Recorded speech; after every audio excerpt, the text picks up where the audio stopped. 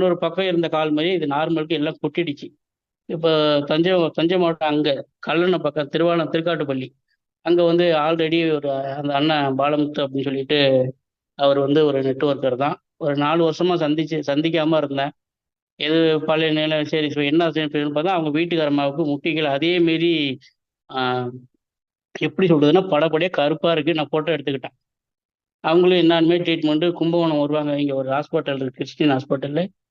அங்கே கூட ட்ரீட்மெண்ட் எடுத்ததில் அது சரியாக அவங்களுக்கு வரல. அப்புறம் வந்து அவர் எதோ தெரில அதிகமாக சாப்பிட்டு சாப்பிட்டு ஏதோ உடம்பு அவங்களுக்கு பலவீனமாக இருந்தது. இப்போ அவங்க கொடுத்தது வந்து 3 பாக்ஸு தான். நான் இன்னொரு வந்து ஃபோட்டோ எடுத்துகிட்டு வந்திருக்கிறேன். இன்னொரு பக்கம் இருந்த கால் மாதிரி இது நார்மலுக்கு எல்லாம் கொட்டிடுச்சு. அவங்க சிகப்பா இருப்பாங்க. அது பழைய நிலைமைக்கு வந்தோன்னே அவங்களுக்கு ரொம்ப சந்தோஷம். இப்போ அவங்க அதை டீம் ஒர்க்கா பண்றாங்க.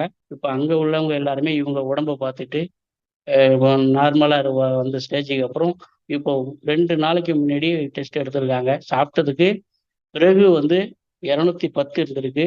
சாப்பிட்டதுக்கு முன்னாடி பார்த்தீங்கன்னா, 135, 140 இருந்துன்னு சொன்னாங்க.